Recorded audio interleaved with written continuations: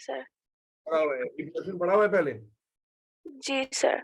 अच्छा, कैसा लगता है चैप्टर? मुश्किल है, आसान है? आसान है सर।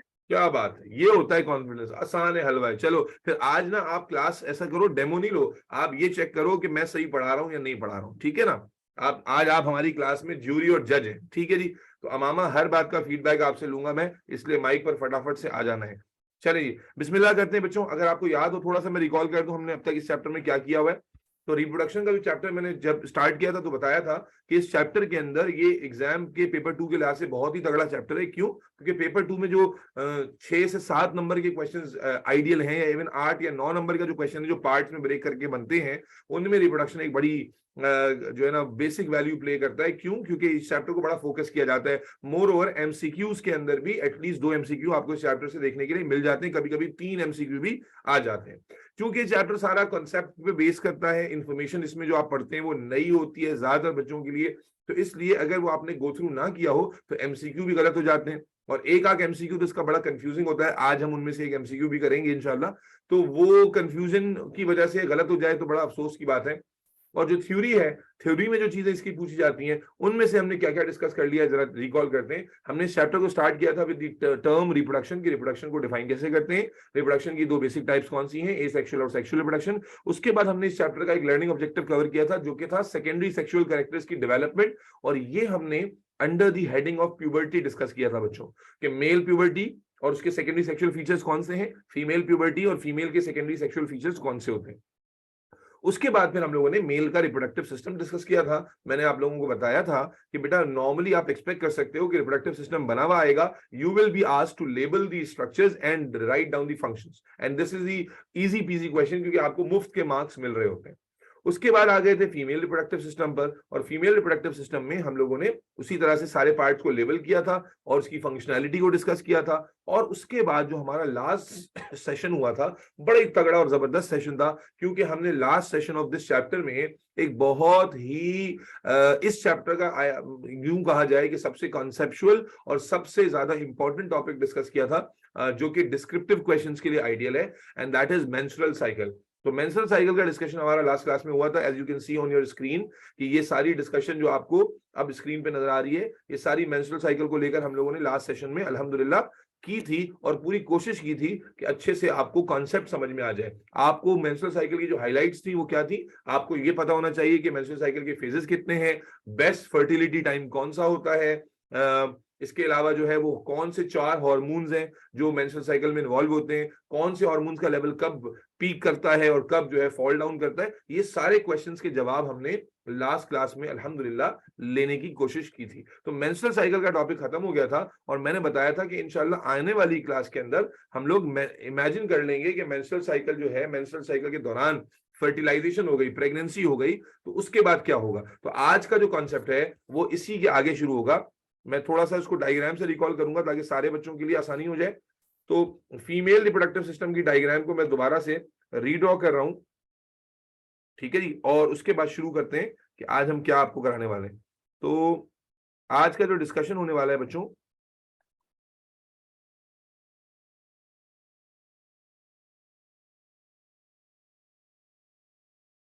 डायग्राम कॉपी नहीं हो रही, 1 मिनट रुक जाइएगा।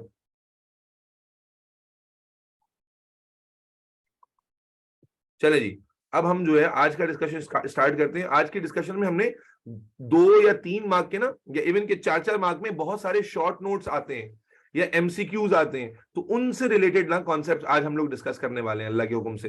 तो आज का जो पहला टॉपिक हम लोग डिस्कस करेंगे वो है गेस्टेशन एंड फर्टिलाइजेशन। आज का जो बेटा लर्निंग ऑब्जेक्टिव है वो हम बहुत सारे छोटे छोटे टॉपिक डिस्कस करने वाले हैं। पहला टॉपिक जो हम डिस्कस करेंगे वो है gestation and fertilisation.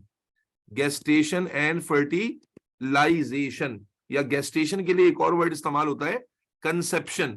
Conception and fertilisation आज हम मेंस्ट्रुअल साइकिल लास्ट क्लास में डिस्कस कर चुके थे कंप्लीट डिटेल में। आज हम लोग जो कंटिन्यू कर रहे हैं उसमें आज हम छोटे छोटे मल्टीपल टॉपिक्स को डिस्कस करेंगे। उम्मीद है कि सारे बच्चों को समझ में आएगा। मजेदार डिस्कशन है, और ये सारी जो डिस्कशन है ना, ये आप समझो कि उस वक्त ये सारे जो शॉर्ट नोट आज हम कवर करने की कोशिश करेंगे, ये उस वक्त एप्लीकेबल होगा जब मेंस्ट्रुअल साइकिल के दौरान फर्टिलाइजेशन हो जाए। अब जरा बच्चों को याद दिलाते हैं, सारे बच्चों को, कि आपको पता है कि मेंस्ट्रुअल साइकिल में यहाँ ओवरी से रिलीज होता है एग, और एग यहां से, ये मान लीजिए ब्लू स्ट्रक्चर जो मैं बना रहा हूं, ये एग है, जो एग फेलोपियन ट्यूब या ओविडक्ट के थ्रू मूव करता हुआ आता है। और उसके बाद आप अगर उसी टाइम में मेल ने इंटरकोर्स किया और उसके हेल्दी स्पर्म्स आ रहे हैं, तो हेल्दी स्पर्म, मान लीजिए ये मेल के स्पर्म्स हैं, मेल के स्पर्म्स हैं, तो मोस्ट कॉमनली हम एक्सपेक्ट कर सकते हैं कि at the level of oviduct, at the level of oviduct sperm egg को फर्टिलाइज। मेरी स्क्रीन पे कौन लिख रहा है भाई? आमना मेरी स्क्रीन पे मत लिखो बेटा। आमना आप मेरी स्क्रीन पे राइटिंग कर रहे हो बच्चे? सॉरी सर, गलती से हो गया। मुझे पता है गलती से ही कर रहे हो, तफरीह लेने का मूड नहीं है तुम्हारा। तो बेटा मेरी बात सुनना, कि अभी हमने मेंस्ट्रुअल साइकिल में ये पढ़ा था कि एग रिलीज हो जाता है, यूट्राइन लाइनिंग ग्रो कर रही होती है, ग्रो करते करते जब एग फर्टिलाइज नहीं होता, सारे बच्चों नए और पुराने, एग जब फर्टिलाइज नहीं होता तो 28th डे पर प्रोजेस्टेरोन के लेवल्स गिर जाते थे और यूट्राइन लाइनिंग शेड ऑफ होना शुरू हो जाती थी, जिससे मेंसेस शुरू हो जाते थे। ये बात हम लोग लास्ट क्लास में ऑलरेडी पढ़ चुके हैं कि भाई 28th डे तक अगर फर्टिलाइजेशन नहीं हुई थी और जनाबे अली जाइगोट नहीं बना है, तो क्या होता था कि यूट्राइन लाइनिंग ग्रो करते करते करते 28th डे पर आकर शेड ऑफ होना शुरू हो जाती थी और इससे मेंसेस शुरू हो जाते थे और नया मेंस्ट्रुअल साइकिल स्टार्ट हो जाता था। लेकिन अब हम इसी साइकिल का एक सेकेंड एंगल देख रहे हैं कि मान लीजिए एग रिलीज हुआ, एग रिलीज हुआ 14th डे पर।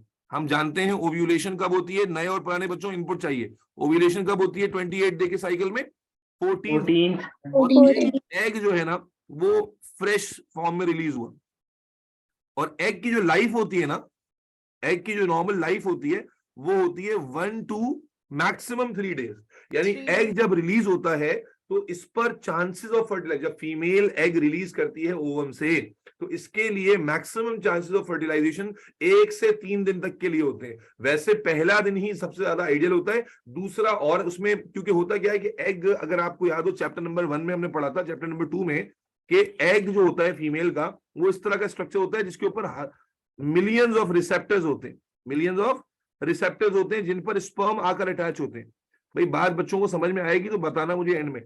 क्या कहा मैंने? एग जो है इस तरह का स्ट्रक्चर होता है जिसकी सरफेस पे मिलियंस ऑफ रिसेप्टर्स होते हैं। तो जैसी डे 1 पे एग रिलीज करती है फीमेल, तो इस वक्त सारे रिसेप्टर्स एक्टिव होते हैं, लेकिन जैसी पहला दिन गुजरता है तो ज्यादातर रिसेप्टर्स इनएक्टिव हो जाते हैं, दूसरा दिन गुजरता है तो और मजीद रिसेप्टर्स इनएक्टिव हो जाते हैं, और 3rd डे तक आते आते इतने कम रिसेप्टर्स एक्टिव रहते हैं कि बड़ा मुश्किल होता है कि स्पर्म आकर अटैच हो। मान लीजिए स्पर्म आके अटैच हुआ, लेकिन चूंकि रिसेप्टर्स ज्यादातर नॉन रिस्पॉन्सिव हो चुके होते हैं, तो बड़ा लेस लाइकली होता है कि 3rd डे या 3rd डे के आखिर में कोई स्पर्म जो है वो एग के अंदर पेनिट्रेट कर पाए, एग को फर्टिलाइज कर पाए। तो इसलिए यूं समझ लीजिए कि एक फीमेल का जो मेजर फर्टिलिटी पीरियड है कि जिसमें वो कंसीव कर सकती है, जब 14th डे पे एग रिलीज हुआ, तो 14th डे 15th डे, ये 2 दिन आइडियल होते हैं। 16th डे पे बाय चांस है कि भाई हो सकता है तुक्के में बाय चांस जो है वो फर्टिलाइजेशन हो जाए, वरना 14, 15 और 16th डे के बाद, यानी 3 दिन एग के रिलीज होने के बाद, जब 3 दिन गुजर जाते हैं, तो एग के ज्यादातर रिसेप्टर्स जो है वो नॉन रिस्पॉन्सिव हो चुके होते हैं, डेड हो चुके होते हैं, और इस एग के लिए स्पर्म को एक्सेप्ट करना लगभग नामुमकिन होता है। तो अभी हम सिंपल बात समझते हैं कि एग रिलीज हो गया, और मान लेते हैं कि इसी दौरान स्पर्म भी आ गए, एग रिलीज हुआ और मान लीजिए इसी दौरान जो है वो सेक्सुअल इंटरकोर्स भी हुआ, और मेल के हेल्दी स्पर्म्स जो हैं, मेल के हेल्दी स्पर्म्स फीमेल के ट्रैक में आ गए। क्योंकि मैंने यहां हेल्दी स्पर्म्स की बात इसलिए की है बेटा कि स्पर्म सिर्फ आना काफी नहीं है। जब मेल फीमेल की बॉडी में स्पर्म रिलीज करता है, तो मैंने पहले भी पढ़ाते हुए बताया था, क्या एवरी टाइम फर्टिलाइजेशन हो जाएगी अगर एग मौजूद होगा? The answer is no. अगर एग भी मौजूद है, स्पर्म भी मौजूद है, तो क्या हमेशा फर्टिलाइजेशन हो जाएगी? The answer is no. कभी भी ऐसा नहीं होता कि जनाबे अली एग मौजूद था, स्पर्म आया और फर्टिलाइजेशन लाजमी हो जाएगी। It is totally on chance. क्यों? क्योंकि it depends on lot of factors कि एग की कंडीशन कैसी है, एग की एक्टिविटी कैसी है, स्पर्म की हेल्थ कैसी है, स्पर्म की एक्टिविटी कैसी है, स्पर्म का पेनिट्रेशन कैसा है, तो वो सारी चीजें मैटर करती हैं। इसीलिए ह्यूमंस में ऐसा नहीं है कि जनाब फीमेल ने एग रिलीज किया, इधर से मेल ने स्पर्म रिलीज किया, दोनों फ्रेश हैं, दोनों बिल्कुल एक्टिव हैं, तो चांसेस ऑफ फर्टिलाइजेशन ज्यादा होंगे। लेकिन फिर भी ये गारंटी नहीं कर सकते कि एवरी टाइम जब एग रिलीज होगा और स्पर्म जाके उस पर अटैच होगा तो फर्टिलाइजेशन हो ही जाएगी, ये जरूरी नहीं है। लेकिन हम मान के चलते हैं कि भाई जब फीमेल ने एग रिलीज किया और उसी दौरान सेक्सुअल इंटरकोर्स हुआ तो मेल के हेल्दी स्पर्म्स फीमेल ट्रैक में आए, और फिर जैसा कि मैंने पहले भी बताया था, दिस इज द साइट जिसको हमने हाईलाइट किया यहां पर, दिस इज द साइट जो कि मोस्ट कॉमन साइट है फर्टिलाइजेशन की। यानी मोस्ट कॉमनली एग और स्पर्म की जो मेटिंग होती है वो कहां होती है? फेलोपियन ट्यूब में। कहां होती है? फेलोपियन ट्यूब, या जिसको हमने दूसरा नाम क्या दिया था? ओवी डक्ट का। ओविडक्ट। ओवी डक्ट या फिलोपियन ट्यूब। ये बात हम पहले भी बता चुके हैं कि मेरे बच्चे एग रिलीज हुआ फ्रेश, अभी वो ओवी डक्ट में था, नीचे से स्पर्म्स आए। स्पर्म्स आकर आप जानते हैं, पहले भी पढ़ चुके हैं कि मिलियंस ऑफ स्पर्म्स आते हैं और एक एग पर अटैच होते हैं, और लेकिन उनमें से कोई एक ही होता है जो पेनिट्रेट कर पाता है। ये हम स्पेशलाइज सेल्स पढ़ते हुए पढ़ चुके हैं कि एग का सेल जो होता है वो बहुत बड़ा होता है, स्पर्म्स बहुत छोटे होते हैं। तो आप समझिए कि एग के ऊपर मिलियंस ऑफ स्पर्म्स एक वक्त में अटैच होते हैं, लेकिन इनमें से कोई एक है जो पेनिट्रेट कर पाता है और पेनिट्रेट करके अपना न्यूक्लियस जो है एंटर कर पाता है। लेकिन अभी हमारी डिस्कशन पेनिट्रेशन पर नहीं है, अभी हमारी डिस्कशन क्या है कि एग रिलीज हुआ और इधर से स्पर्म आ गए, एग और स्पर्म फिलोपियन ट्यूब या ओविडक्ट में मिले, और मेरे बच्चे इनके मिलने को हम कहते हैं फर्टिलाइजेशन। क्या कहते हैं? फर्टिलाइजेशन। के जब एग और स्पर्म के न्यूक्लियाई आपस में फ्यूज हो जाते हैं, एग और स्पर्म, एग का न्यूक्लियस और स्पर्म का न्यूक्लियस आपस में फ्यूज हो जाते हैं, तो इसका रिजल्ट बनता है एक नया सेल जिसे हम क्या कहते हैं बच्चों? जाइगोट। क्या कहते हैं? जाइगोट। एंड ये जो जाइगोट की फॉर्मेशन है बेटा, we call this fertilisation. What is fertilisation? The fusion of female and male gamete. जब मेल और फीमेल गैमीट आपस में फ्यूज होते हैं, जब मेल और फीमेल गैमीट आपस में फ्यूज होते हैं और फ्यूज होके एक सिंगल सेल बनाते हैं, इस प्रोसेस को, बेटा आवाज आनी चाहिए, इस प्रोसेस को फर्टिलाइजेशन। और ये जो बनता है इस सेल को फातिमा, राफे, बिलाल, मनाहिल क्या कहते हैं? जाइगोट। यानी जब हमारे अब्बा का स्पर्म और हमारी अम्मा का एग आपस में फ्यूज हुआ था, तो हमारा जो पहला सेल बना जिससे मेरी और तुम्हारी बॉडी की शुरुआत हुई है, first cell of any living organism is zygote. क्या ख्याल है? This is the first cell of any living organism. मेरी शुरुआत भी इसी जाइगोट से हुई है, तुम्हारी शुरुआत भी इसी जाइगोट से हुई है। जब अम्मा का एग अब्बा का स्पर्म ओविडक्ट में मिले थे, फ्यूज हुए थे सक्सेसफुली, तो पहला सेल जो बना सिंगल सेल, इसे हम कहते हैं जाइगोट, और ये प्रोसेस कहलाता है फर्टिलाइजेशन। बेटा मैं सवाल लेता हूं, लेट मी जस्ट कंप्लीट, मैं सवाल लेता हूं, बस मैं एक बात पूरी कर लूं उसके बाद सवाल लेता हूं। तो अभी मैं क्या बताना चाह रहा हूं कि अब पिछली क्लास में हमने ये मान के चले थे कि फर्टिलाइजेशन नहीं हुई, और फर्टिलाइजेशन जब नहीं हुई थी बच्चों याद करना, तो हमने बताया था कि 28th day of the cycle पे जाके मेंसेस शुरू हो जाते हैं। लेकिन आज हम क्या बात कर रहे हैं कि मान लीजिए कि खुशी की खबर आनी थी, मान लीजिए ऊपर वाले ने लिख दिया था कि घर में कोई नया मेहमान आना है, तो क्या होगा कि 14th डे पर जब एग रिलीज हुआ तो इत्तेफाक ऐसा होगा उसी वक्त स्पर्म भी आ जाएंगे उसी। और मजे की बात यह है कि स्पर्म इतने सारों में से कोई एक एग के अंदर पेनिट्रेट भी कर जाएगा, और एग और स्पर्म के न्यूक्लियाई फ्यूज भी हो जाएंगे और जाइगोट भी बन जाएगा। मेरे बच्चे जब एग और स्पर्म फ्यूज हुए, फर्टिलाइज हुए, जाइगोट फॉर्म किया, तो हम खुशखबरी सुना देंगे कि भाई मुबारक हो कि ये फीमेल ने क्या कर लिया? कंसीव कर लिया। क्या कर लिया फीमेल ने? कंसीव। इसी प्रोसेस को कंसेप्शन कहते हैं। कंसीव कर लेने को, यानी जाइगोट फॉर्मेशन के प्रोसेस के लिए जो बायोलॉजिकल नेम है वो तो फर्टिलाइजेशन है। लेकिन जब मेल और फीमेल गैमीट फर्टिलाइज हुए तो इस स्टेज को हम कहते हैं stage of conception. Menstrual cycle जो चल रही थी वो यहां रुक जाएगी। जब फर्टिलाइजेशन होगी तो अब कंसेप्शन का स्टेज शुरू हो जाएगा। मेंस्ट्रुअल साइकिल खत्म, कंसेप्शन या गेस्टेशन का स्टेज शुरू हो जाएगा। कंसेप्शन या गेस्टेशन, जिसे एक आम आदमी प्रेगनेंसी के नाम से जानता है।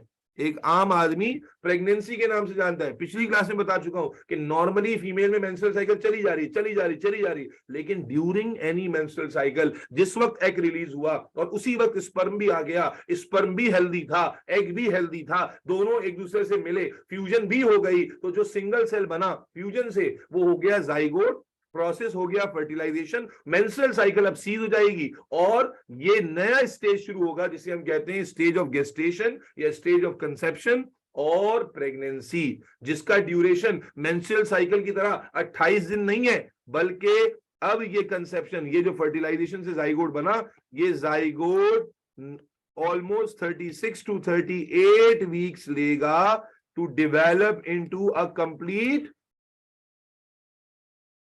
इंडिविजुअल। अगर इंसान का जाइगोट है तो इंसान बनेगा और किसी और जानवर का है तो जानवर में बनेगा। कंप्लीट ये जाइगोट ने, जो कि एक सिंगल सेल है, अब इसने ग्रो करना है 36 to 38 वीक तक, और यहां तक के इस ड्यूरेशन के अंदर ये पूरा का पूरा एक ऑर्गेनिज्म में कन्वर्ट हो जाएगा। और मेरे बच्चे, इस पूरे पीरियड को हम क्या कहते हैं? पीरियड ऑफ प्रेगनेंसी कहते हैं। क्या कहते हैं? पीरियड ऑफ प्रेगनेंसी, या बायोलॉजिकल टर्म में पीरियड ऑफ गेस्टेशन, जिसका ड्यूरेशन 36 to 38 वीक्स, जिसे रफली 9 मंथ्स कहा जाता है, वो ड्यूरेशन है। अभी इसको भी हम ब्रेक करेंगे। अभी मैंने क्या कहा, दो बातें रिपीट की, फिर सवाल की तरफ आता हूं। हमने कहा कि आज की क्लास में हम छोटी छोटी अलग अलग हेडिंग्स को कवर करेंगे। पहली चीज हम ये कवर कर रहे हैं कि what is gestation in fertilisation conception. इसका आंसर मैंने आपके मुंह पे मारा अभी जोर से। क्या कहा मैंने? कि भाई जिस वक्त एग रिलीज हुआ, अगर तो फर्टिलाइजेशन नहीं हुई थी तो आगे जाके मेंस्ट्रुअल साइकिल चल रही थी, लेकिन अगर एग रिलीज हुआ और उसी दौरान स्पर्म आ गए, फर्टिलाइजेशन, स्पर्म ने एग में एंट्री ले ली, पेनिट्रेशन हो गई और स्पर्म का न्यूक्लियस और एग का न्यूक्लियस फ्यूज हो गया, तो ये दो न्यूक्लियाई के फ्यूज होने से जो नया सेल बनेगा उसे हम जाइगोट कहेंगे। इनके फ्यूजन को फर्टिलाइजेशन कहेंगे। मेंस्ट्रुअल साइकिल यहीं सीज हो जाएगी, मेंस्ट्रुअल फ्लो यहीं सीज हो जाएगा और अब नया स्टेज शुरू होगा जिसे हम कॉमन लैंग्वेज में प्रेगनेंसी कहते हैं और मेडिकल टर्म में गेस्टेशन पीरियड या कंसेप्शन का स्टेज कहते हैं। यानी फीमेल ने कंसीव कर लिया है, उसने जाइगोट बना लिया, कंसीव कर लिया। Is that clear? Yes, Yes, sir. sir. Yes, sir. Yes, sir. एक मिनट, इससे पहले कि मैं नेक्स्ट हेडिंग की तरफ बढ़ूं, अब मैं सवाल लेने जा रहा हूं। तो जो लोग चैट में सवाल पूछ रहे हैं ना, आज मैं उनका जवाब नहीं दूंगा। मैं पिछली 4 क्लासेस से कह रहा हूं, चैट में नहीं चाहिए मुझे, आप माइक पर चाहिए। जी अब्दुल मुईज माइक पर आ रहे हैं, बोले बेटा। सर मुझे ये पूछना था कि in the case of birth of twins, तो क्या दो स्पर्म इन पर वो कर जाते हैं पेनिट्रेट? अभी जानू, अभी बताता हूँ। अभी अगली डिस्कशन शुरू करूंगा ना, इसमें ट्विन बता दूंगा, वो भी बता दूंगा कि आइडेंटिकल ट्विंस कैसे होते हैं और फ्रेटर्नल ट्विंस कैसे होते हैं। अभी बता दो, होल्ड करो तुम अपना सवाल को। जी नेक्स्ट बताओ, next question. Sir, is there really no way to differentiate? Sorry Rafe, क्या कह रहे हो? Sir, is there a way to differentiate between zygotes, or is it like all of them are the same? नहीं, zygote के stage पर हम लोग differentiate बिल्कुल भी नहीं कर सकते। जाइगोट इंसान का बना है कि किसी कुत्ते का बना है कि किसी बिल्ली का बना है, किसी और जानवर का बना है, हम जाइगोट देखकर ये फैसला नहीं कर सकते। जाइगोट बिल्कुल एक अनडिफरेंशिएटेड मास होता है। मायरा बागरे, हम लोग गेस्टेशन कंसेप्शन पढ़ रहे हैं कि, और छोटे छोटे नोट है, 4-4 5-5 पॉइंट्स की इंफॉर्मेशन है। और कंसेप्शन हमने क्या बताया, तुमने लेट ज्वाइन किया, कि भाई स्पर्म और एग जब फ्यूज हो जाते हैं, प्रोसेस को फर्टिलाइजेशन कहते हैं, जो सेल बनता है इनकी फ्यूजन से वो जाइगोट कहलाता है। और जनाबे अली, यहां से मेंस्ट्रुअल साइकिल सीज हो जाती है और एक नया साइकिल शुरू होता है जो कि गेस्टेशन साइकिल कहलाता है। इन्होंने सवाल पूछा कि जाइगोट को देख के हम बता सकते हैं कि इंसान का है किसी और का? नहीं बता सकते। जाइगोट क्या, आगे वाली जो चंद स्टेजेस है वो भी मैं अभी बताऊंगा, उनमें भी नहीं बता सकते। तो जाइगोट एक अनडिफरेंशिएटेड मास होता है, उसको देखकर आप नहीं बता सकते कि इंसान के बच्चे का या किसी जानवर के बच्चे का। जी नेक्स्ट क्वेश्चन। जाइगोट कितने वीक्स के लिए डेवलप करता है? बता रहा हूं बेटा, उसी स्टेजेस की तरफ जाऊंगा। अभी तक जाइगोट बनना सबको ये समझ में आ जाना चाहिए कि जाइगोट बन गया और अब इस स्टेज को क्या कहते हैं, इस प्रोसेस को क्या कहते हैं। अब जाइगोट की डेवलपमेंट, अगला टॉपिक जो हम करने जा रहे हैं छोटा सा, वो है जाइगोट की डेवलपमेंट। तो वो सारा कुछ बताने लगा हूं मैं। When two sperm fertilize one egg, अच्छा बेटा, इंफॉर्मेशन बिल्कुल ठीक है आपकी, मैं इसी को एक्सप्लेन करूंगा। Any other question? जाइगोट की डेवलपमेंट फर्दर कैसी होती है मैं बताने लगा हूं, लेकिन पहले सारे बच्चे जो क्लास में मौजूद हैं, क्या वो क्लियर हैं इस बात पर कि जाइगोट फॉर्मेशन कहते हैं? Yes, sir. Yes, sir. Yes, sir. Yes, sir. Yes, sir. बेटा मायरा Yes, sir. वाली, Yes, sir. मुस्कान नदीम, बेटा बात समझ में आ गई है? Yes. चले मेरे बच्चे, अब आ जाते हैं ये जाइगोट जो बना था। अब बड़ी जबरदस्त डिस्कशन, असल डिस्कशन जो एमसीक्यू में आती है ना वो यहां से आती है। मान लेते हैं ये जाइगोट था, ठीक है जी, दिस इज अ जाइगोट। अब यहां से बात है बेटा अच्छे समझने की, मजा आएगा तुम्हें। ये एक सिंगल सेल है मेरे बच्चे। जब जाइगोट बनता है, ऐसा कहां बनता है, ये लोकेशन के हिसाब से आप समझिए कि ये यही ओविडक्ट में बना है। ये जाइगोट कहां फॉर्म हुआ, मेल स्पर्म फीमेल स्पर्म के मिलने से ये ओविडक्ट में ही फॉर्म हुआ है, अभी कहीं और नहीं गया। ये रहा, मान लीजिए कि ये जाइगोट है, ठीक है जी। अब मेरे बच्चे जाइगोट जब फॉर्म होता है तो it rapidly undergoes division. It rapidly undergoes division. और ये डिवीजन बड़ी यूनिक है, ये डिवीजन समझनी है। वो नई वाली बच्ची का क्या नाम था, अमामा क्या नाम था बच्ची, अमामा जरा मुझे बताना सही है या नहीं है। जब जाइगोट की डिवीजन होती है ना मेरे बच्चे, ये डिवीजन बड़ी यूनिक तरीके की कैसे होती है, डायग्राम में समझाने की कोशिश करता हूं, आप समझिएगा कि ये एक जाइगोट था। अब देखिए डिवीजन कैसे होगी, इस जाइगोट के अंदर ही न्यूक्लियस डिवाइड हो जाएगा और 2 न्यूक्लियाई बन जाएंगे। बजाय इसके जैसे हम नॉर्मली सेल डिवीजन पढ़ते हैं तो हम क्या पढ़ते हैं कि एक सेल 2 सेल में डिवाइड हो गया यूं करके, ऐसे डिवीजन नहीं होगी। ये डिवीजन ऐसी नहीं होती। इस डिवीजन में क्या यूनिकनेस है कि जनाब सेल अलग नहीं होते, सिर्फ न्यूक्लियस डिवाइड होते रहते हैं। सेल अलग नहीं होते, सिर्फ न्यूक्लियस डिवाइड होते रहते हैं। तो जाइगोट इस तरह से डिवाइड हुआ तो एक न्यूक्लियस से 2 न्यूक्लियस बन गए, इसे हम 2 सेल स्टेज कहते हैं, इसे कहते हैं 2 सेल स्टेज। फिर इनके अंदर फर्दर डिवीजन हुई, डायग्राम में समझना, इनके अंदर फर्दर डिवीजन हुई और कुछ ऐसी गेम हो गई, 4 सेल, इसको हम कहते हैं 4 सेल स्टेज। इसके बाद फिर मजीद डिवीजन हुई 8 सेल स्टेज, फिर मजीद डिवीजन हुई 16 सेल स्टेज। ये डिवीजन को इमेजिन करो, मैं सारी तो बना नहीं सकता, इमेजिन करो कि ये डिवीजन अंदर ही अंदर होती जा रही है, एक ही मास के अंदर ये डिवीजन होती जा रही है, होती जा रही है, यहां तक के कुछ डिविजन्स गुजरने के बाद समझाने के लिए बना रहा हूं कि ये जो जाइगोटिक मास था, मल्टीपल डिविजन्स गुजरने के बाद इस जाइगोटिक मास में बहुत सारे न्यूक्लियाई छोटे छोटे फॉर्म हो जाएंगे। यस और no? Yes sir. Yes, sir. क्या ये चीज इमेजिन कर पा रहे हो कि अगर इस डिवीजन के प्रोसेस को अमामा, मायरा, जोया, जिक्रा, बेटा अगर इस डिवीजन के प्रोसेस को इमेजिन करोगे चलता रहे 2 सेल स्टेज हो, फिर 4 सेल स्टेज हो, फिर 8 सेल स्टेज हो, 16 सेल स्टेज हो, और डिवीजन होती जाए तो इवेंचुअली क्या होगा, it is very obvious, eventually ये वाली कंडीशन आ जाएगी। इवेंचुअली कौन सी कंडीशन आ जाएगी कि वो जो जाइगोटिक मास है उसमें बहुत सारे छोटे छोटे न्यूक्लियस फॉर्म हो जाएंगे, ये बॉल ऑफ सेल्स फॉर्म हो जाएगी। एक जैसे फुटबॉल होती है ना, वैसी आपके पास एक बॉल ऑफ छोटे छोटे सेल्स फॉर्म हो जाएगी, जो कि अलग सेपरेट नहीं हो रहे एक दूसरे से सेपरेट नहीं हो रहे, एक दूसरे के साथ चिपके हुए। बेटा इसी को आप कहते हो एम्ब्रियो। क्या कहते हो? एम्ब्रियो। क्या कहते हो? एम्ब्रियो। ये मैं कर रहा हूं, हालांकि दरमियान में और बहुत स्टेजेस आते हैं, लेकिन दरमियान में ओ लेवल्स में डिस्कस करने बस उतने कर रहा हूं।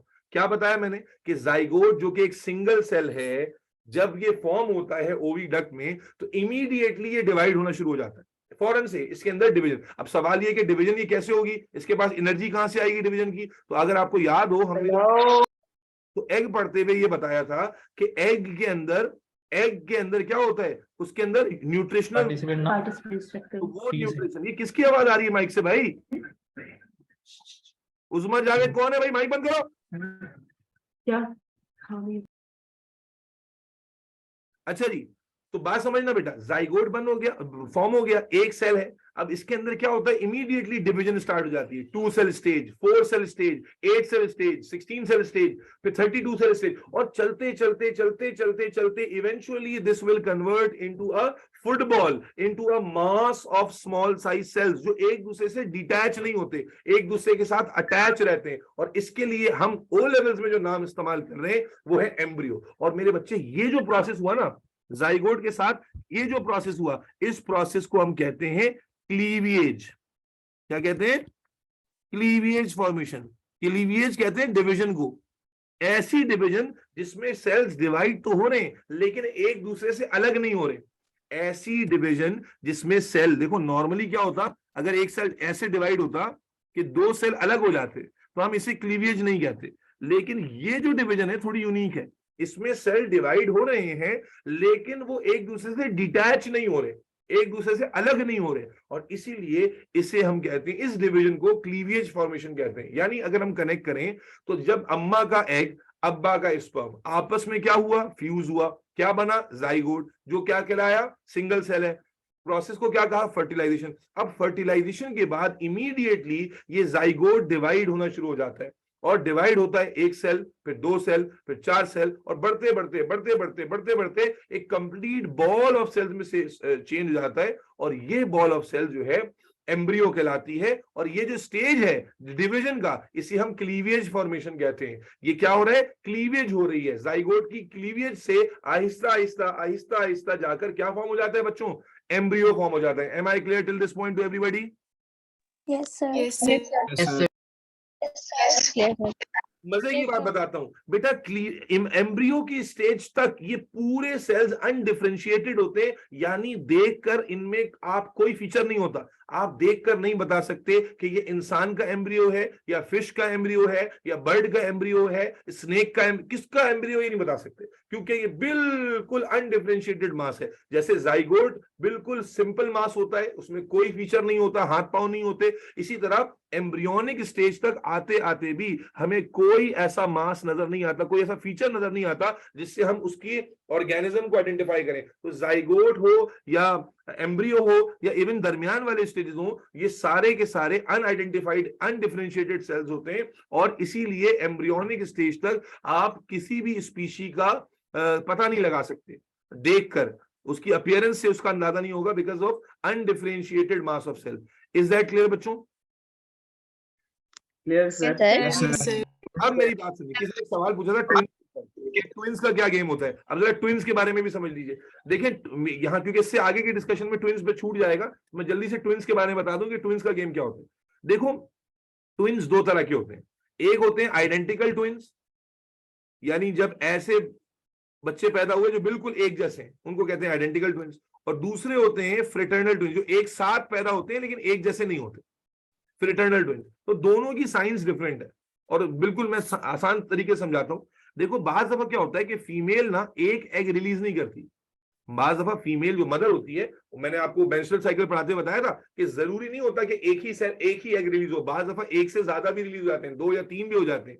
तो अगर फीमेल ने एक से ज्यादा एग रिलीज कर दिया, मान लो कि 2 एग रिलीज कर दिए, और इत्तेफाक से दोनों ही एग्स को किसने फर्टिलाइज कर दिया, एक को एक स्पर्म ने कर दिया और दूसरे को दूसरे स्पर्म ने कर दिया। इमेजिन करो कि फीमेल ने, आपकी मदर ने 2 एग रिलीज किए और उन दोनों को 2 अलग स्पर्म्स ने फर्टिलाइज किया, तो एक जाइगोट ये बनेगा, एक जाइगोट ये बनेगा, है ना, और फिर इस जाइगोट से एक इंडिविजुअल ये बनेगा। भाई बात समझ रहे हो नहीं समझ रहे हो, कि अगर 2 अलग एग्स की फर्टिलाइजेशन हो जाए तो भाई क्या होगा, एक जाइगोट ये एक अलग इंडिविजुअल में डेवलप होगा और ये एक अलग इंडिविजुअल में डेवलप होगा, और हो सकता है दोनों लड़कियां हो सकता है एक लड़का हो एक लड़की हो सकता है दोनों लड़के हो, क्योंकि 2 अलग एग्स है ना और 2 अलग स्पर्म्स हैं, तो इसलिए ये दोनों एक वक्त में डेवलप हो रहे हैं लेकिन हैं एक दूसरे से अलग।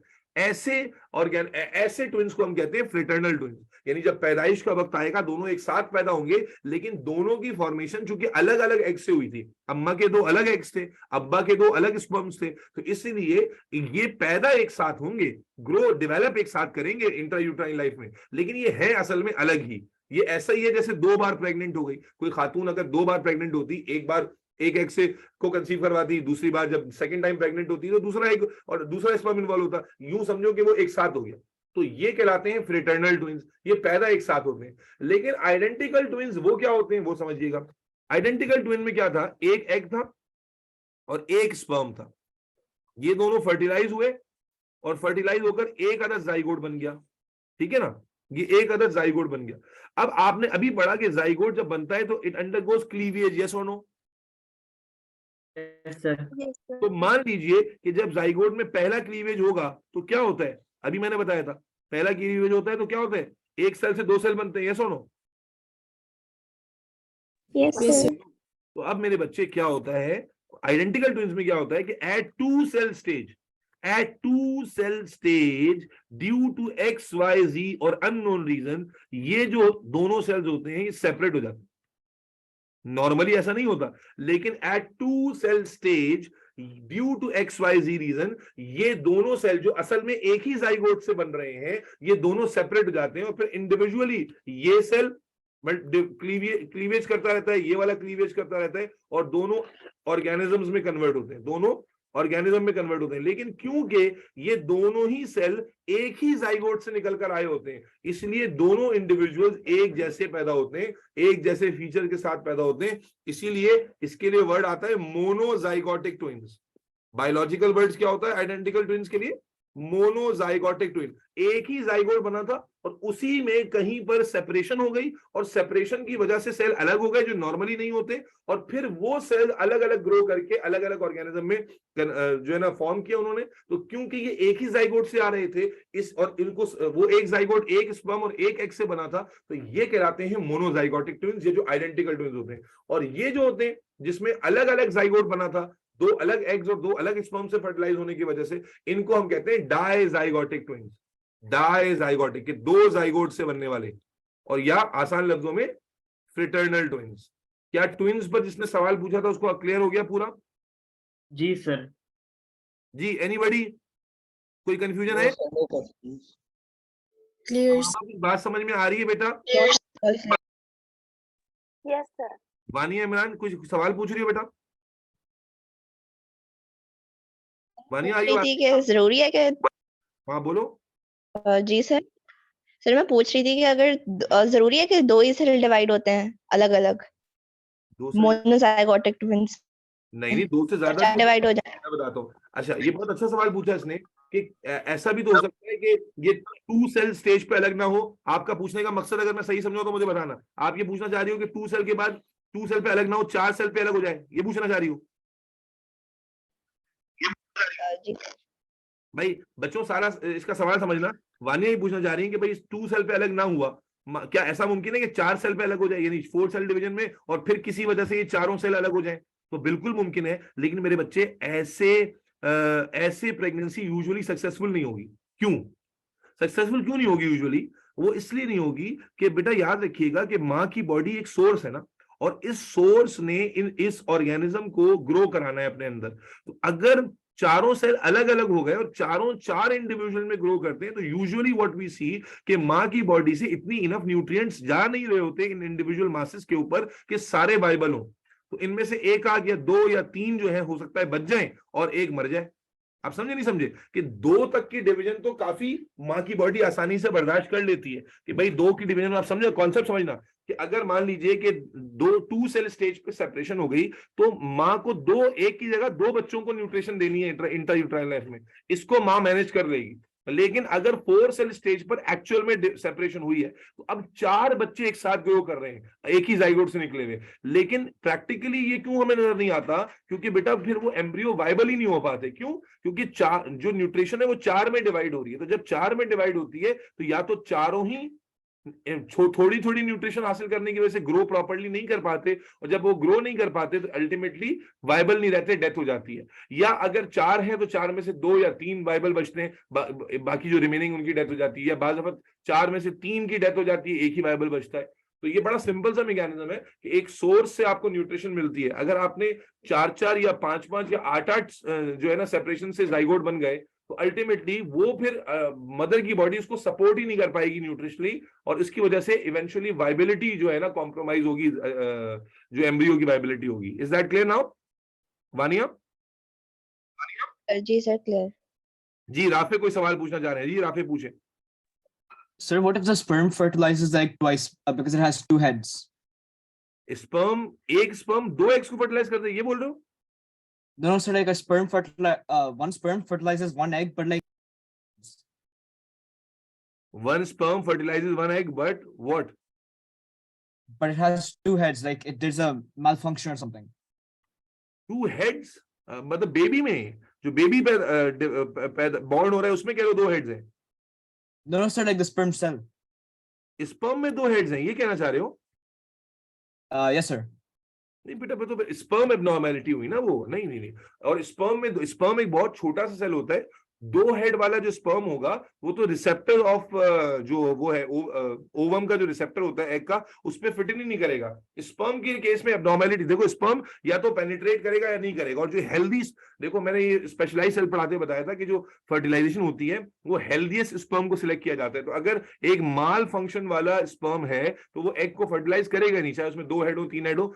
वो जो एक हेल्दीएस्ट स्पर्म है सिर्फ वही फर्टिलाइज कर सकता है। तो जो आप बता रहे हो ये बहुत ही कोई रेयर जेनेटिक एब्नॉर्मेलिटी में हो जाए तो अलग बात है, it is not normally possible. जी next question. Thank you, sir. जी Iman. Sir, what's the concept of then babies being born with 2 एक heads? मिनट बेटा, जारिश एक मिनट रुक जाओ। ईमान मुमताज पहले सवाल पूछे थे, जिनका हैंड रेज हुआ मैं पहले उनको पूछ रहा हूँ। जी ईमान बोलो। सर मुझे ये पूछना था, फिर जो ट्रिपलेट्स होते हैं उनकी क्या मैकेनिज्म होती है? देखो ट्रिपलेट में 3 बातें, फिर वही बात आ गई ना, ट्रिपलेट में आपने देखना पड़ेगा कि वो आइडेंटिकल है या फ्रेटर्नल है। फ्रेटर्नल ट्विंस तो अगर एक फीमेल ने 2 की जगह 3 एग रिलीज कर दिए तो वो ट्रिपलेट हो जाएगा।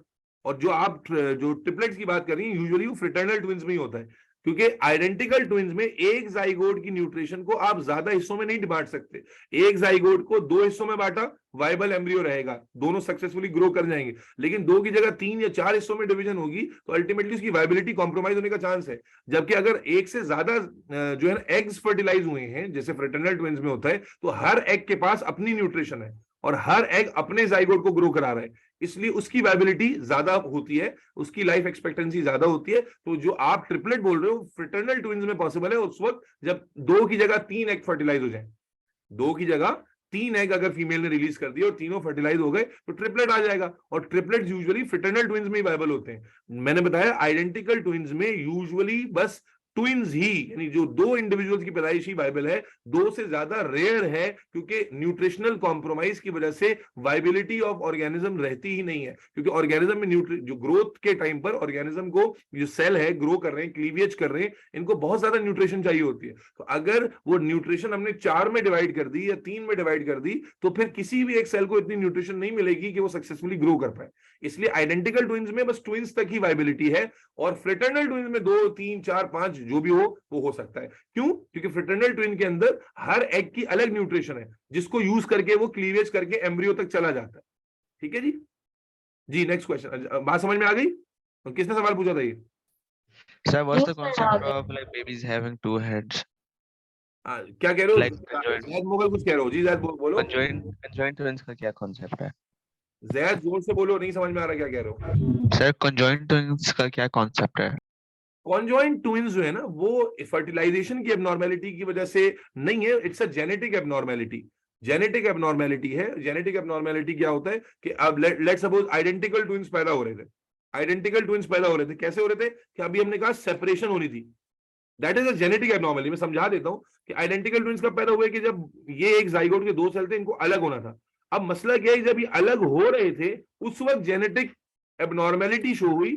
और जेनेटिक एबनॉर्मेलिटी क्या शो हुई कि जो क्लीवेज हो रहा था, जो अलग हो रहे थे, ये पूरे डिटैच कमबख्त नहीं हो सकेंगे due to genetic malfunction. ये पूरे डिटैच नहीं हो सके, इनका कनेक्शन रह गया। और लेटर ऑन ये डेवलप करेंगे तो इनके दरमियान कंजॉइंट यानी दरमियान में जॉइंट मौजूद होगा, जिसको हम कंजॉइंट बेबीज कहते हैं। ये फर्टिलाइजेशन का फेलियर नहीं है, that is a genetic abnormality कि सेपरेशन इम्प्रॉपर हो जाए।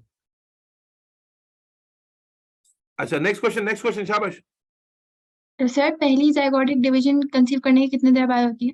बेटा मैं आपको ओवरऑल बता देता हूँ, ये तो बहुत तेज होती है। आप जैसी जाइगोट बना, जाइगोट मान लीजिए कि 14th डे पे एग रिलीज हुआ और 14th डे पे ही जाइगोट बना, तो जाइगोट बनने से लेकर तकरीबन 4 से 5 दिन, जाइगोट बनने के बाद 4 से 5 दिन में ये डिवीजन इतनी तेज होती है कि हम घूमते घूमते 4 से 5 दिन में 2 सेल 4 सेल 8 सेल स्टेज हो जाती है। और टोटल तकरीबन 4 हफ्तों में यानी 1 महीने में एम्ब्रियो भी बन जाता है।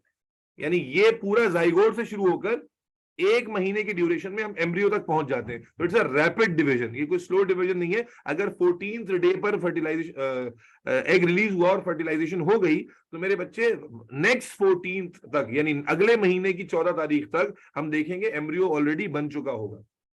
ठीक है, 1 महीने के अंदर 3 हफ्तों से 1 महीने के अंदर ये पूरा प्रोसेस एम्ब्रियो तक का प्रोसेस कंप्लीट हो जाता है। ठीक है ओके सर। जी। Any other question? और कोई सवाल पूछ रहे हैं? ये कैमरा किसका खोला है? बंद करो भाई। एनी अदर क्वेश्चन बच्चों? आगे बढ़ूं एम्ब्रियो तक की बात में? कोई सवाल है किसी को? आमना, दोहा, ईमान 1, ईमान 2, मायरा, मुस्कान, जैद, सामिया, रामीन और जितने बाकी बच्चे हैं जी। Any other question? यहां तक सबको समझ में आ गया है? हमने पहले कॉन्सेप्ट जो डिस्कस किया वो क्या कि भाई मान लेते हैं कि फर्टिलाइजेशन हो गई। जब फर्टिलाइजेशन हो गई तो भाई उसमें क्या हुआ ये हमने डिस्कस किया। टर्म्स जो कंसेप्शन है, फर्टिलाइजेशन है, इसको समझा। उसके बाद जब जाइगोट बन गया तो अब हमने कहा जाइगोट बनने के बाद डिवाइड होना शुरू हो जाता है, जिस डिवाइड को हम क्लीवेज कहते हैं। और इस क्लीवेज में यूनिक पॉइंट क्या है कि सेल्स डिवाइड होते हैं लेकिन डिटैच नहीं होते। नॉर्मली क्या नहीं होते? डिटैच नहीं होते। इसीलिए after some time, usually 3 to 4 week के अंदर अंदर जाइगोट जो है वो किसमें कन्वर्ट हो जाता है? एक कंप्लीट बॉल ऑफ सेल्स में, जिसे हम एम्ब्रियो कहते हैं। क्या यहां तक सबको समझ में आ गया?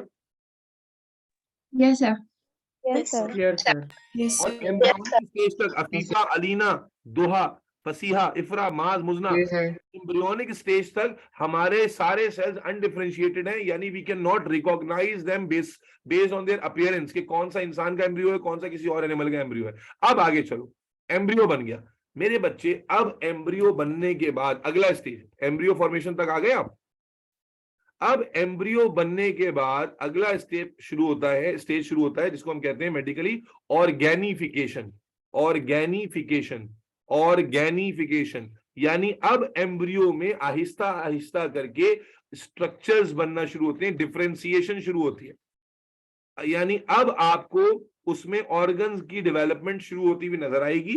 और अल्लाह आपका भला करे कि कुछ ही अरसे में, यानी मैंने आपको बताया यूजुअली 3 to 4 वीक के अंदर ये एम्ब्रियो बन जाता है।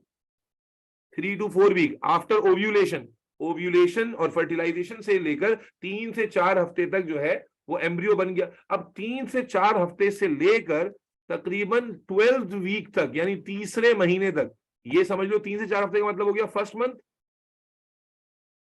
और ये 12th वीक का मतलब हो गया थर्ड मंथ, है ना?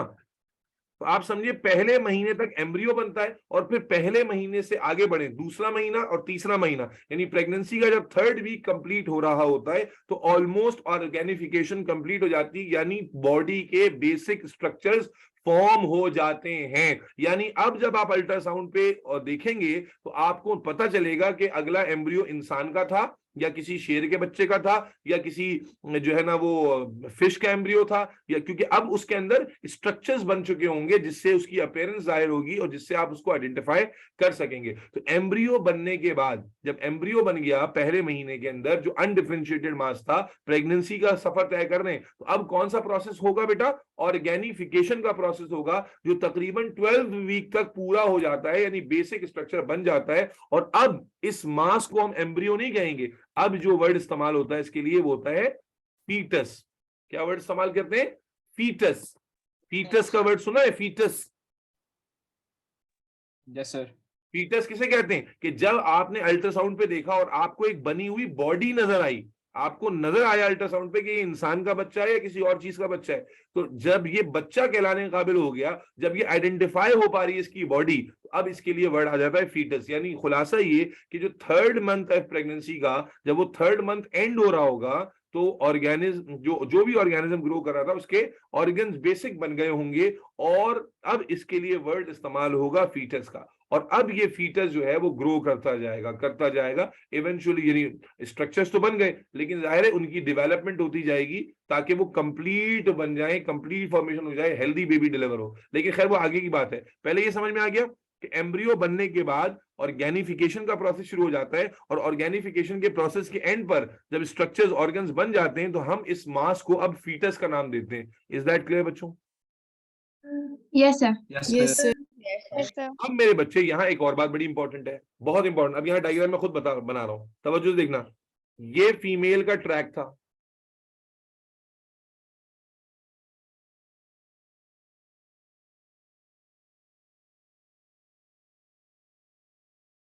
ठीक है ना? ये फीमेल का ट्रैक था। मान लो यहां पर आ रहा था एग, यहां पर इसके साथ ऐड हुआ स्पर्म, और दे दिया इसने हमें जाइगोट। अब समझना बड़ी पप्पू डायग्राम है। क्या बन गया ये? जाइगोट। अब जाइगोट आहिस्ता आहिस्ता डिसेंड कर रहा होता है नीचे, और साथ ही साथ डिवाइड भी हो रहा होता है। साथ ही साथ क्या हो रहा होता है? डिवाइड भी हो रहा होता है। और इवेंचुअली अभी हमने बताया कि बहुत सारी डिविजन्स के बाद वो किसमें कन्वर्ट हो जाता है? बोलो भाई, एम्ब्रियो में ना, बहुत सारे डिविजन के बाद किसमें कन्वर्ट हो जाता है? अरे बोलो भाई, एम्ब्रियो। एम्ब्रियो में। और ये आगे से डिसेंड कर रहा है। मेरे बच्चे, जब तक एम्ब्रियो नहीं बना होता तब तक जाइगोट अपने ओन पे सरवाइव कर रहा होता है। यानी एम्ब्रियो बनने तक जो इस मास की ग्रोथ में जो न्यूट्रिशन है ना, वो कहां से आ रही है? वो मदर से नहीं आ रही, बल्कि एग ऑफ मदर में आप अच्छे से जानते हो कि पहले से न्यूट्रिशनल मटेरियल स्टोर हुआ होता है। हमने जब चैप्टर 2 पढ़ा था स्पेशलाइज सेल का, तो वहां हमने ये जाना था कि एग एक बड़ा सेल होता है और एग के अंदर न्यूट्रिशनल कंटेंट होता है। वो इसीलिए होता है ताकि अगर एग फर्टिलाइज हो जाए और डिविजन करनी हो तो उसके लिए एनर्जी के लिए मटेरियल मौजूद हो, न्यूट्रिशन मौजूद हो। तो मेरे बच्चे, एम्ब्रियोनिक स्टेज तक जब तक एम्ब्रियो नहीं बन जाता तब तक तो एम्ब्रियो अपने ओन पर सरवाइव करता रहता है, यानी जो एग की न्यूट्रिशन थी उसी को इस्तेमाल करता रहता है। लेकिन अब आगे फर्दर ग्रो करने के लिए, ऑर्गन्स डेवलपमेंट, ऑर्गेनिफिकेशन के लिए, डेवलपमेंट के लिए और फीटस में कन्वर्ट होने के लिए बहुत ज्यादा न्यूट्रिशन रिक्वायर्ड है, और ये न्यूट्रिशन एग के पास नहीं है। इसका मतलब ये हुआ कि अब अगर इसे फर्दर ग्रो करना है तो इसे अब न्यूट्रिशनल सपोर्ट चाहिए होगा। और जब तक ये भाई साहब नीचे आ रहे होते हैं, जाइगोट क्लीवेज कर रहा होता है और एम्ब्रियो में कन्वर्ट हो रहा होता है, अल्लाह ताला इस चीज का पहले से इंतजाम करते हैं। क्या? कि बेटा, मदर का जो यूट्रस होता है, मदर का जो यूट्रस होता है, इस यूट्रस में एक unique network of vessels develop करना शुरू करता है। इस तरह से बिल्कुल फैला हुआ वेसल का नेटवर्क, देख लो, इस तरह पूरे फैला हुआ नेटवर्क। और ये फैला हुआ नेटवर्क, ये एक नया टिश्यू डेवलप हो रहा है। मदर की यूट्रस में से एक नया टिश्यू डेवलप हो रहा है, जो किस तरफ बढ़ रहा होता है?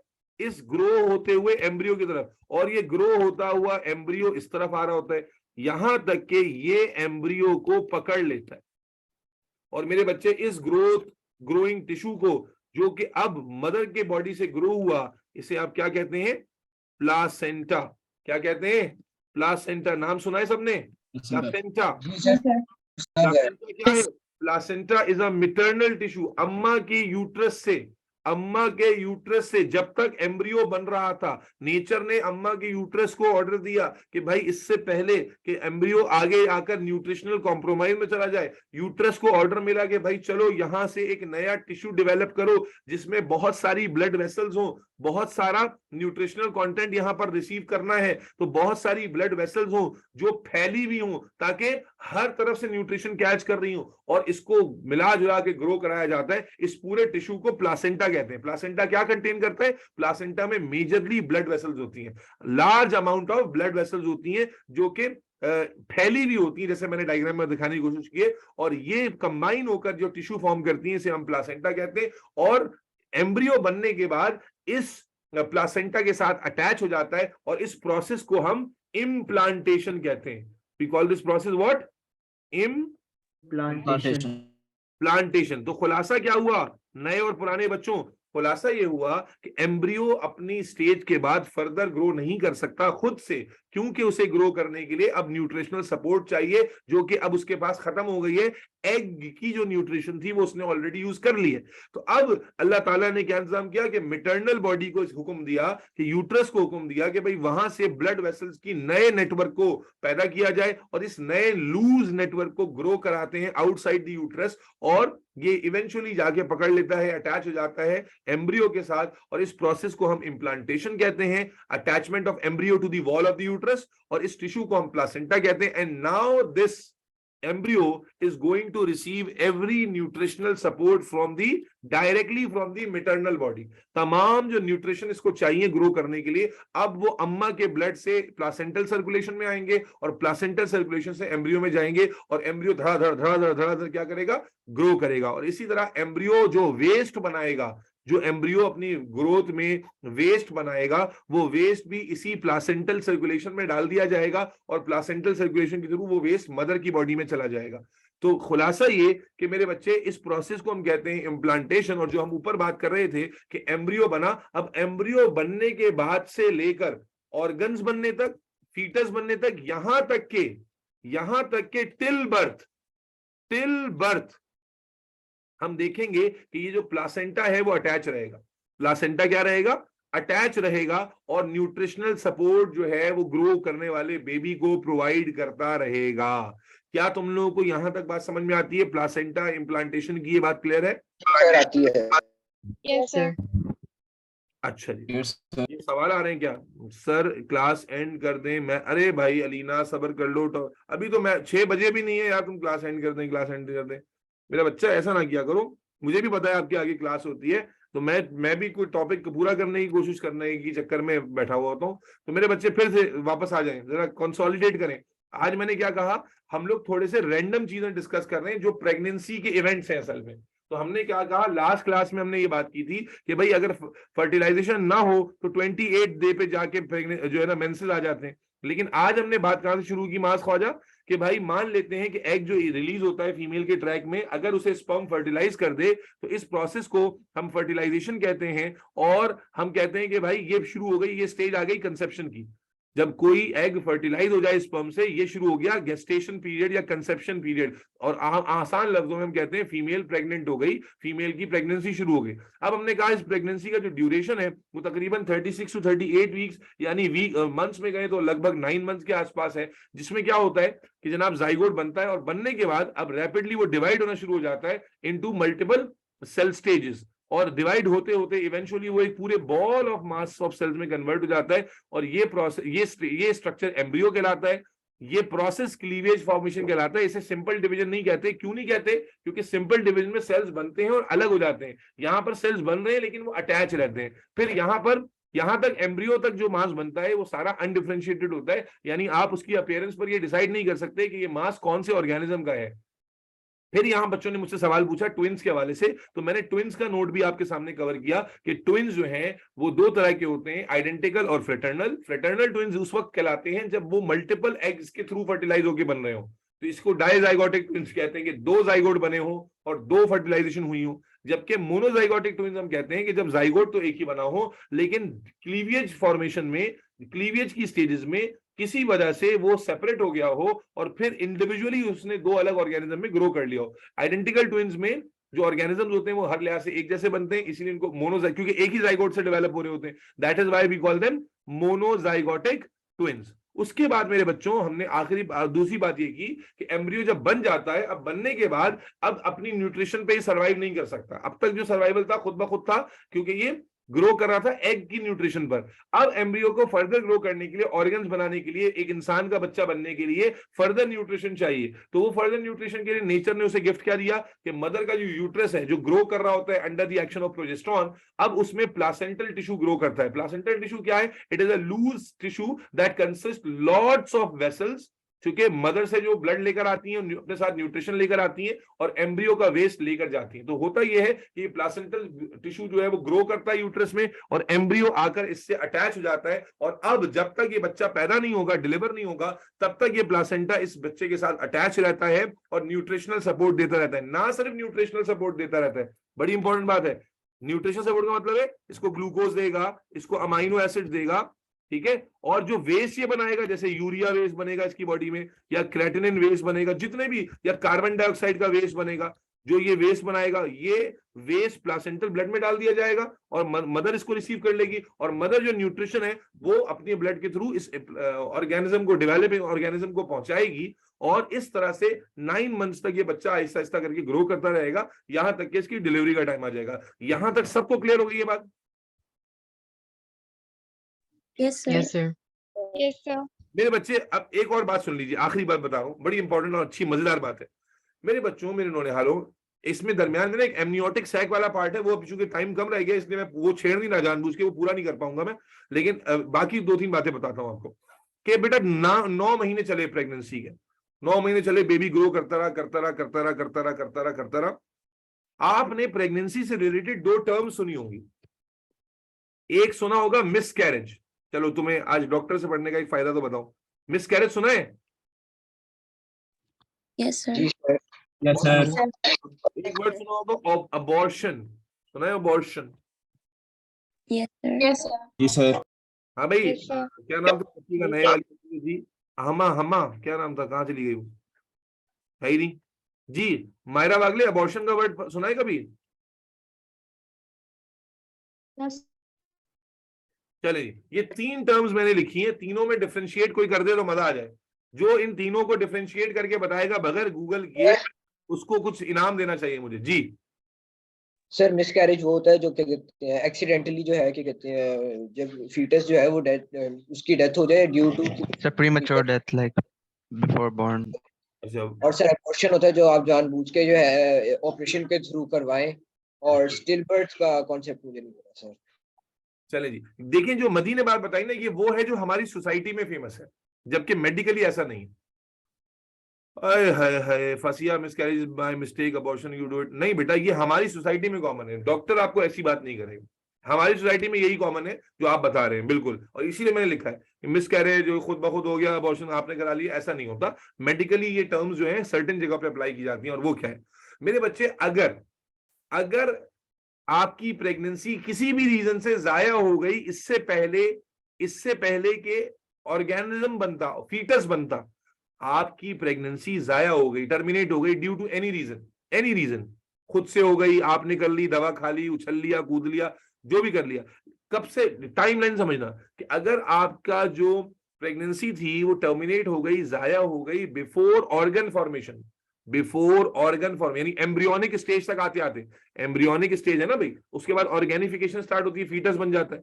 तो अगर आपकी प्रेगनेंसी, अगर वीक टाइमलाइन में बोलूं तो, अगर पहले आप समझिए कि पहले महीने के अंदर जहां एम्ब्रियो बन रहा होता है, ऑर्गेनिफिकेशन नहीं होती, उस महीने तक आते आते अगर आपकी प्रेगनेंसी टर्मिनेट हो जाती है due to any reason, organification नहीं हुई, फीटस नहीं बना है, तो हम मेडिकली से मिसकैरेज कहते हैं। अगर फीटस बन गया है, यानी हाथ पांव आंख कान नाक बन गए, ऑर्गेनिज्म बन गया है, बॉडी शेप आ गई है, अब अगर किसी भी वजह से वो प्रेगनेंसी टर्मिनेट हुई, डेथ हुई, या जो है ना आपने निकलवाया, साइड इफेक्ट हुआ, इन्फेक्शन हुआ, कुछ भी हुआ, तो अब इसे हम अबॉर्शन कहते हैं। और अगर सब कुछ ठीक ठाक चल रहा था, लेकिन बिल्कुल लास्ट ट्राइमेस्टर ऑफ प्रेगनेंसी में ड्यू टू एनी मेडिकल और पैथोलॉजिकल रीजन बच्चा बन गया, ठीक ठाक बन गया, लेकिन डिलीवरी के टाइम पर या डिलीवरी से जस्ट पहले ड्यू टू XYZ रीजन बच्चे की डेथ हो गई और डेड बेबी डिलीवर हुआ, पूरा इंसान का बच्चा बना हुआ पूरा, लेकिन डिलीवर डेड हुआ, तो हम इसे स्टिल बर्थ कहते हैं। दोबारा समझिएगा, फिर मैं बता देता हूं कि एम्ब्रियोनिक स्टेज तक आते आते, यानी एम्ब्रियोनिक स्टेज तक अगर आपका प्रेगनेंसी टर्मिनेट हो गया है ड्यू टू एनी रीजन, आपने किया हो, मेडिसिन खा के किया हो, चोट लग गई हो, कुछ भी हो, रीजन पे डिपेंडेंस नहीं है, तो वो कहलाता है मिसकैरेज। अगर फीटस बन गया हो, ऑर्गन्स बन गए हो, और उसके बाद जनाबे आली जो है ना वो डेथ हुई हो, टर्मिनेशन हुई हो, तो हम इसे कहते हैं अबॉर्शन। और पूरा ऑर्गेनिज्म डेवलप कर गया है, हेल्दी बेबी है, सारे आंख पान नाक सब डेवलप कर चुके हैं, पूरा बॉडी ब्रेन डेवलप कर चुका है, लेकिन last part of the pregnancy में आके डिलीवरी के करीब आकर ड्यू टू एनी रीजन वो डेथ हो जाए उस ऑर्गेनिज्म की, तो फिर वो डेड बेबी डिलीवर होगा, जो कि पूरा बना हुआ होगा, पूरा डेवलप्ड होगा, लेकिन due to any pathological reason या XYZ रीजन वो डेड डिलीवर हुआ या ड्यूरिंग डिलीवरी मर गया किसी भी वजह से, तो हम कहेंगे स्टिल बर्थ। ये तीन कॉमन टर्म्स हैं जो प्रेगनेंसी और उसकी टर्मिनेशन से रिलेटेड हम कॉमनली सुनते हैं। इनका मतलब मैंने आपको बता दिया। अब इस डिस्कशन के अंदर अभी बात खत्म नहीं हुई है, मैं आज की क्लास को छोड़ रहा हूं यहां पर ही, लेकिन अब हम इसमें बात शुरू करेंगे नेक्स्ट सेशन में एमनियोटिक सैक और एमनियोटिक कैविटी से। जो जब एम्ब्रियो ग्रो कर रहा होता है तो उसके अराउंड एक अल्लाह ताला सेफ्टी पाउच दे देता है, तो उसके ऊपर बात करनी है थोड़ी सी। उसके बाद डिलीवरी का जब टाइम करीब आता है तो उसके क्या सिम्टम्स हैं, फिर डिलीवरी जो होती है उसके स्टेजेस क्या हैं, आफ्टर बर्थ क्या चीज होती है, और उसके बाद हमने लैक्टेशन पीरियड को थोड़ा सा डिस्कस करना है, जिसमें एग्जाम में सवाल आता है ब्रेस्ट फीडिंग और बॉटल फीडिंग का। तो ये सारी डिस्कशन इंशाल्लाह नेक्स्ट सेशन में करेंगे। तो ये छोटे छोटे कुछ नोट्स हैं जो रह गए। फ्राइडे वाला सेशन हमारा लंबा होता है, तो फ्राइडे वाले सेशन में ये डिस्कशन इंशाल्लाह कर लेंगे, और उसके बाद फिर इस चैप्टर में STD सेक्सुअली ट्रांसमिटेड डिजीज का एक टॉपिक रह जाएगा, और फिर ये चैप्टर खत्म होगा। अपना बहुत सारा ख्याल रखिएगा। अल्लाह हाफिज।